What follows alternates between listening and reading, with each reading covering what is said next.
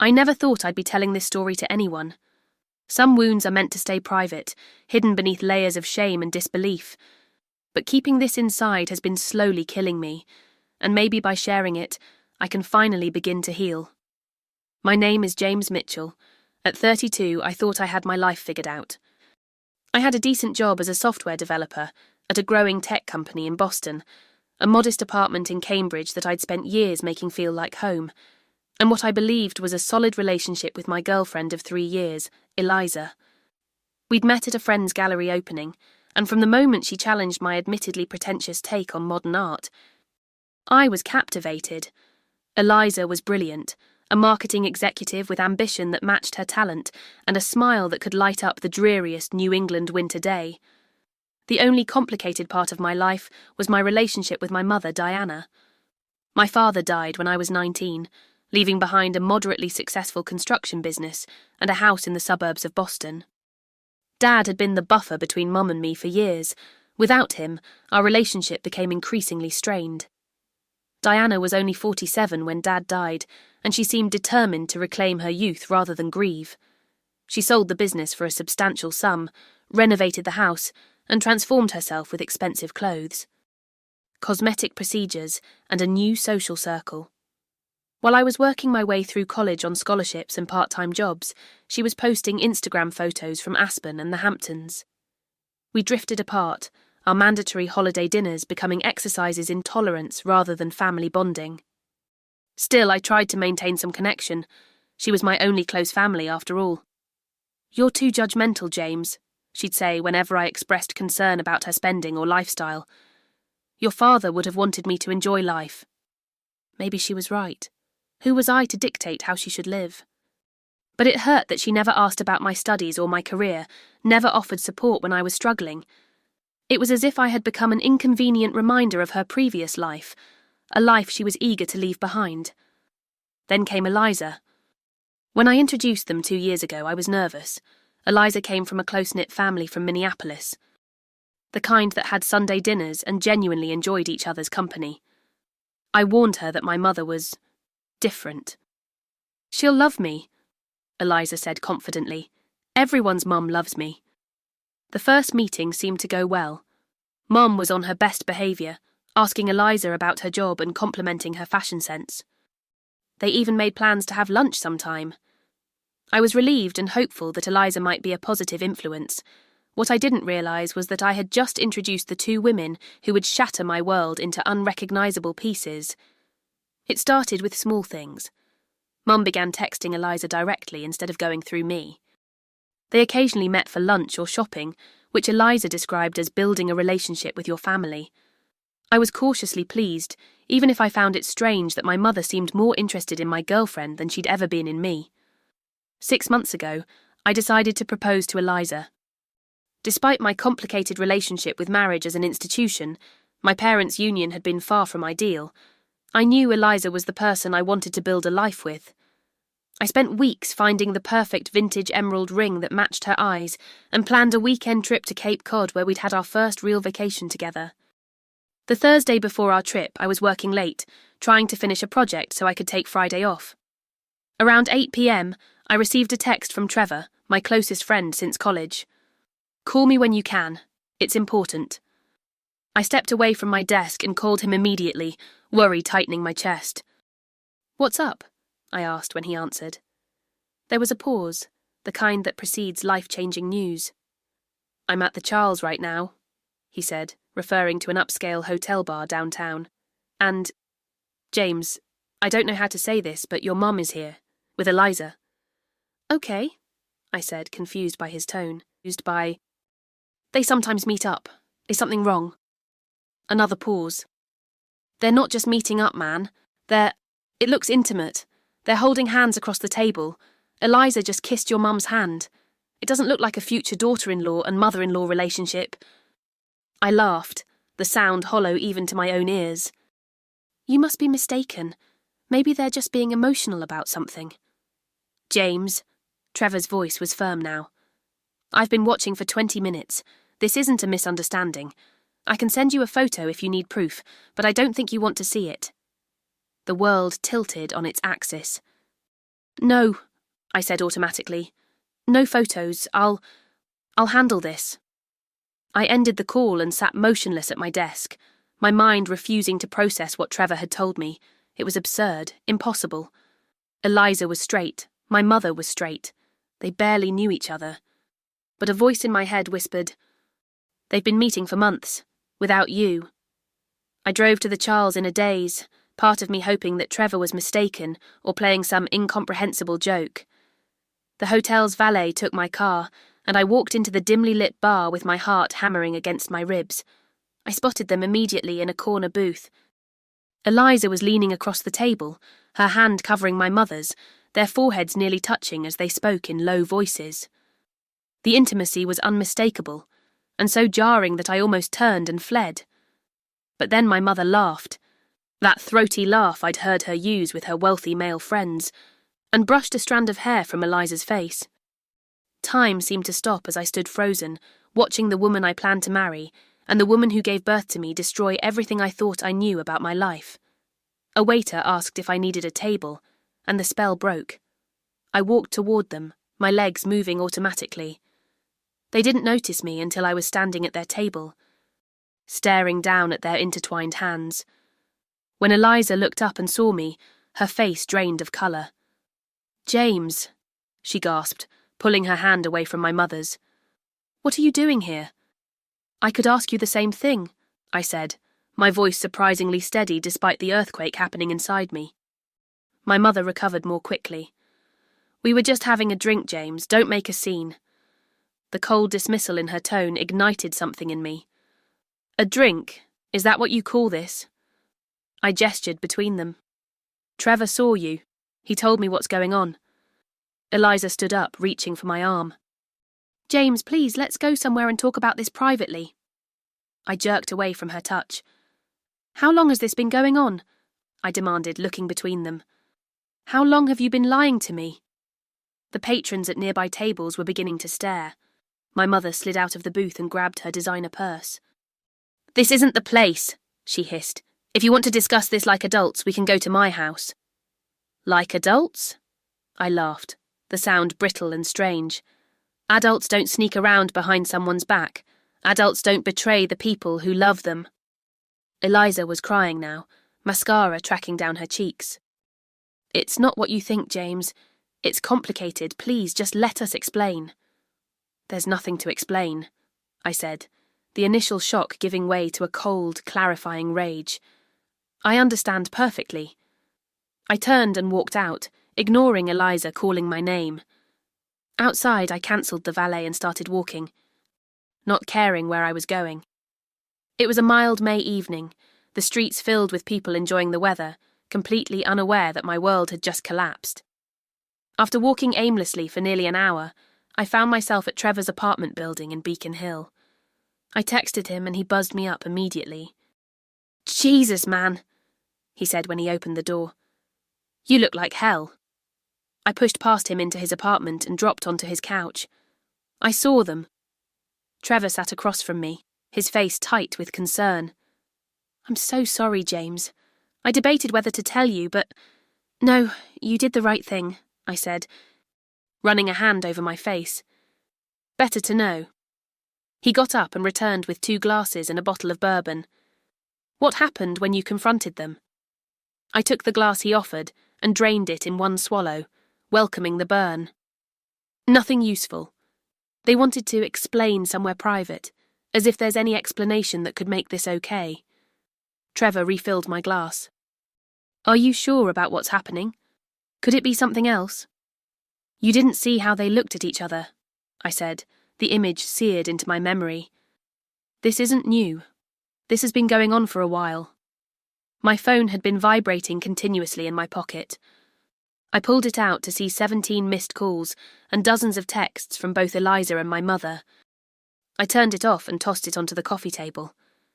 "You can crash here as long as you need," Trevor offered. "The guest room is yours." I nodded gratefully, the adrenaline that had carried me through the last few hours finally ebbing, leaving me hollow and exhausted. "I was going to propose this weekend," I said, my voice cracking. "I have the ring in my desk drawer at work." Trevor cursed softly. I'm so sorry, James. This is beyond fucked up. I stayed at Trevor's for 3 days, calling in sick to work and ignoring the barrage of calls and texts. On the 3rd day, Trevor handed me a letter that had been delivered to his address. "It's from Eliza," he said. "She must have remembered you mentioned staying here sometimes." The envelope was heavy, expensive stationery, the kind Eliza used for special occasions. I stared at it for a long time before opening it. Inside was a 5-page handwritten letter. Eliza's elegant handwriting covered both sides of each page. Some words blurred by what appeared to be teardrops. I read it slowly, each word like a knife to my chest. She claimed it had started innocently, lunches, shopping, genuine attempts to connect with my mother for my sake. Then gradually, something shifted. They began confiding in each other. My mother shared her loneliness after my father's death, her fear of aging, her regrets about our strained relationship. Eliza revealed her insecurities about our future, her concerns that I was emotionally distant, her worries that I would never fully commit. According to the letter, the physical relationship had only begun 2 months ago. Eliza wrote that she had been confused, questioning her sexuality, feeling a connection with my mother that she couldn't explain or resist. She insisted she still loved me, that she had been planning to end things with my mother before our weekend trip, that she had been tormented by guilt. The letter ended with a plea to meet and talk in person. She said she understood if I could never forgive her, but she needed me to hear the full truth. I folded the pages and slipped them back into the envelope, a strange calm settling over me. The details of their betrayal should have wounded me further, but instead, they crystallized something in my mind. Neither of these women deserved another moment of my pain. That evening, I went back to my apartment for the first time since the confrontation. Eliza had moved most of her things out, leaving behind only a few books and a potted plant that was now withered from neglect. I stood in the center of my living room, surrounded by the remnants of what I'd thought was my life, and made a decision. I would not let this break me. I would not give them the satisfaction of seeing me shattered. The next morning, I returned to work. My boss, concerned by my uncharacteristic absence, asked if everything was all right. "Family emergency," I said simply. "It's resolved now." I threw myself into my projects, working longer hours, taking on additional responsibilities. In the evenings, I started going to a gym in a different neighborhood, pushing my body until exhaustion overtook the constant replay of images in my mind, Eliza and my mother at that table. Heads bent together, hands intertwined. Weeks passed. I declined all contact from both of them, changing my phone number and email address. Trevor kept me updated on the gossip. Apparently, Eliza had moved into my mother's house in Brookline. They weren't being subtle about their relationship. "They're posting on Instagram together," Trevor told me one night over beers. "Your mum tagged her in some charity gala photos. People are talking." I took a long pull of my beer. Let them talk. I don't care. But I did care. The humiliation burned deep, the knowledge that friends, colleagues, acquaintances were whispering about the scandalous affair between my girlfriend and my mother. Some nights, I lay awake wondering if they were laughing at me together, if I had been nothing more than a pawn in some twisted game. 2 months after that night at the Charles, I received a certified letter from a law firm representing my mother. The letter informed me that she was updating her will and wanted to clarify expectations. The subtext was clear. She was cutting me out, leaving everything to Eliza. It shouldn't have hurt. I had never expected or wanted her money, but the formality of it, the cold legal language severing our last connection, reopened wounds I thought were beginning to heal. That weekend, I drove to Salem, Massachusetts, where my father's sister, Aunt Meredith, lived. We had never been particularly close, but she had always been kind to me, sending birthday cards and Christmas gifts, even when my mother discouraged the relationship. Meredith welcomed me into her cozy Victorian home with a warm hug and no questions. We sat on her porch overlooking the harbour, drinking tea as the summer breeze carried the scent of salt water. "I heard about your mother and Eliza," she said finally. "News travels even to old ladies in Salem." I stared out at the water. "I don't know why I'm here exactly. I just needed to talk to someone who knew my dad. who knew our family before Diana decided money was more important than anything else, Meredith supplied, her tone matter-of-fact rather than bitter. I looked at her, surprised by her directness. Your father was my brother, and I loved him dearly, she continued, but he enabled her behaviour for years. Diana was always looking for something more money, more status, more excitement. When she married Thomas, everyone thought she'd hit the jackpot, a successful businessman who adored her. But it was never enough. Why are you telling me this? I asked. Meredith reached over and patted my hand. Because you need to understand that what's happening now isn't about you, James. It's about her. It always has been. But Eliza, I began, the name still painful to say aloud. Is being used, Meredith finished firmly. Your mother saw something she wanted, a young, successful, beautiful woman who represented everything she wishes she still was, and she took it. Just like she's taken everything else she's ever wanted. The words landed like stones, heavy with truth. She's cutting me out of her will, I said, voicing the hurt I'd been trying to ignore. Not that I want her money, but it's the final rejection. Meredith nodded. I understand. She stood up and disappeared into the house, returning moments later with a folder. Your father came to see me a week before he died, she said, sitting back down. He had just been diagnosed with the heart condition that would take him, though none of us knew how quickly it would progress. He was worried about you, about what would happen when he was gone. She handed me the folder. Inside was a copy of a trust document and several bank statements. He set up a trust in your name, Meredith explained. Separate from the business, separate from anything Diana could access or even know about. He funded it with his personal savings and a life insurance policy Diana wasn't aware of. He made me the trustee until you turned 35. I stared at the documents, the figures swimming before my eyes. According to the statements, the trust now held just over $2 million. Why didn't you tell me about this before? I asked, stunned. Thomas was specific about the timing. He wanted you to establish yourself on your own merits first, without depending on this money. But given the circumstances, I think he would want you to know now. She smiled sadly. Your father wasn't perfect, James, but he loved you, and he understood his wife better than anyone. I left Salem that evening with the trust documents and a new perspective. My father had anticipated this betrayal or something like it, and had silently prepared to protect me. The knowledge was both comforting and devastating. Back in Cambridge, I began making plans. With the trust money, I could make significant changes in my life, move away from Boston, perhaps start my own software company, leave behind the shadow of my mother's betrayal. But something held me back. The thought of slinking away, of allowing them to believe they had won, sat like acid in my stomach. They had taken so much from me already, my trust, my future as I had imagined it, my dignity. I couldn't let them take my home too. I began doing research, quietly gathering information. Through mutual friends and social media, I learned that my mother and Eliza were planning to sell the Brookline house and buy a waterfront property on Cape Cod. They had been looking at multi-million-dollar estates in Chatham. I also discovered, through a careful review of my father's business sale documents that Aunt Meredith had kept copies of, that there were some irregularities in how my mother had handled the transaction. My father's company, Mitchell Construction, had been valued at significantly more than the sale price my mother had accepted.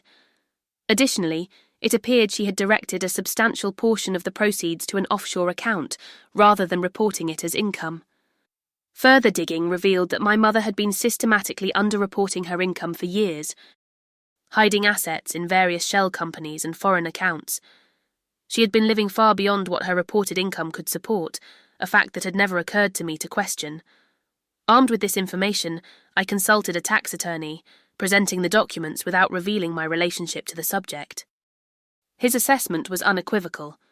If these documents were accurate, the person in question was committing serious tax fraud and could face not only substantial fines, but potential criminal charges. I took this information and carefully considered my options. Part of me wanted immediate justice, to report her to the IRS and watch as her carefully constructed life crumbled. But another part, perhaps the part that still remembered being a child who loved his mother, hesitated. One evening in late August, I called my mother for the first time since the confrontation. She answered on the first ring, her voice cautious. "James, is that really you?" "We need to talk," I said, keeping my tone neutral. "In person, alone." There was a pause, then, "Of course. When?" "Tomorrow. Meet me at Dad's grave, 2:00. The cemetery where my father was buried lay on the outskirts of Boston, a peaceful, tree-lined property where generations of New England families rested. I arrived early, standing before the simple granite headstone that marked Thomas Mitchell's final resting place. My mother arrived precisely at 2, stepping carefully across the grass in designer heels that were entirely inappropriate for the setting.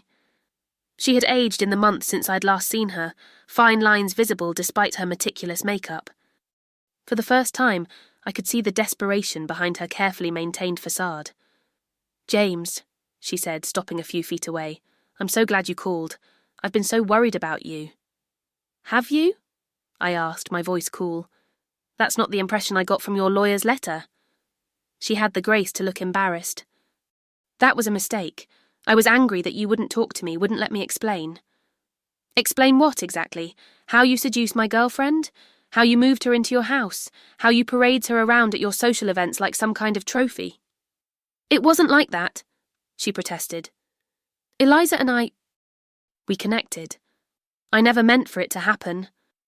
I laughed, the sound harsh against the cemetery's quiet. "That's the best you can do? You connected? You destroyed my relationship, humiliated me publicly, and all you can say is you connected?" She took a step toward me, her expression softening into the manipulative sympathy I'd seen her use countless times. "I know you're hurt, sweetheart, but sometimes these things happen. Emotions are complicated. Eliza was confused about her feelings for you." "Stop," I cut her off. "I didn't ask you here to listen to your justifications." I reached into my jacket and pulled out a folder similar to the one Aunt Meredith had given me, but filled with different documents. Copies of the tax records I'd uncovered, the offshore account details, the evidence of fraud. "What's this?" she asked, not moving to take it. "This is why you're going to make things right," I said, opening the folder and showing her the first page, a detailed breakdown of her underreported income from the sale of my father's business. Her face paled as she scanned the document. "Where did you get this?" "Does it matter? What matters is that I have it, and I have much more, enough to interest the IRS and possibly the FBI. She looked up at me, fear replacing the false sympathy. "What do you want?" "I want you to end things with Eliza," I said, watching her reaction carefully. Surprise flickered across her face, followed quickly by calculation. If I did that, what would it accomplish? She might not come back to you anyway. "I don't want her back," I said firmly. "But I want her out of your house and out of your life. I want you to experience a fraction of the loss you inflicted on me." My mother's eyes narrowed. "And if I refuse?" I gestured to the folder. "Then these documents go to the appropriate authorities. You'll lose a lot more than a girlfriend, Mum. You'll lose everything. The house, the money, possibly your freedom." "You would do that to your own mother?" she asked, her voice rising. "After everything I've done for you?" The absurdity of her question almost made me laugh again. "What exactly have you done for me, Mom? Since Dad died, what support have you given me? What interest have you shown in my life? The only thing you've done is take Dad's money, take my girlfriend, take every opportunity to prioritize yourself over everyone else." She fell silent, staring at me as if seeing me for the first time. "Here's what's going to happen," I continued, my voice steady. "You're going to break things off with Eliza today. You're going to tell her the relationship was a mistake, that you used her to hurt me, whatever story works. Then you're going to make a sizable donation to the charity Dad always supported. Let's say $500,000 to the veterans organization he volunteered with. Finally, you're going to reinstate me in your will, not because I want your money, but because it's what Dad would have wanted. And if I do all that, you'll destroy these documents?" she asked, gesturing to the folder. "I'll hold on to them as insurance," I said, "but they'll stay private as long as you keep your end of the bargain." She studied my face for a long moment, perhaps searching for the malleable sun she thought she knew. Whatever she saw made her shoulders slump slightly in defeat. "You're more like your father than I realized," she said finally. "He could be ruthless in business too." "I'm nothing like Dad," I corrected her. "He was a good man who loved you despite your flaws. I'm just someone who's learned the hard way not to trust you." I handed her the folder. "You have until the end of the week to comply. I'll know if you don't." I turned and walked away, leaving her standing by my father's grave with the evidence of her crimes clutched in her manicured hands. For the first time in months, I felt a sense of control returning, a clarity of purpose that had been missing since that night at the Charles. True to her word, or perhaps more accurately, true to her fear, my mother ended things with Eliza that same day. I learned the details from Trevor, whose girlfriend was friends with one of my mother's neighbours. "Apparently, it was a nuclear-level breakup," he reported. "Screaming, crying, the works. Eliza left with her stuff in trash bags because she was in such a hurry." I felt no satisfaction at the image, only a dull ache for what might have been if both women had made different choices. The donation to the Veterans Organisation was made 2 days later, $600,000. More than I had demanded. A copy of the receipt was delivered to my apartment with no note attached. A week after our cemetery meeting, I received another letter from my mother's lawyer, this one informing me that the will had been updated to name me as the primary beneficiary again. The letter included a personal note from my mother, just 3 words in her distinctive handwriting. "Are you satisfied?" I didn't respond. There was nothing left to say. Eliza attempted to contact me several times in the following weeks. She showed up at my apartment once, her eyes red-rimmed and desperate, but I refused to let her in. She sent emails explaining that my mother had ended things abruptly, that she was confused and hurt, that she still had feelings for me. I deleted them all.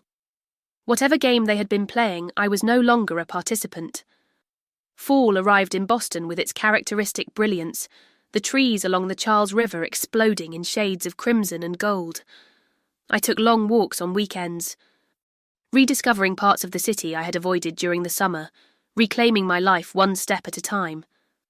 I had dinner with Aunt Meredith whenever she came into the city, our relationship growing stronger as she shared stories about my father that I had never heard, filling in gaps in my understanding of the complicated man he had been.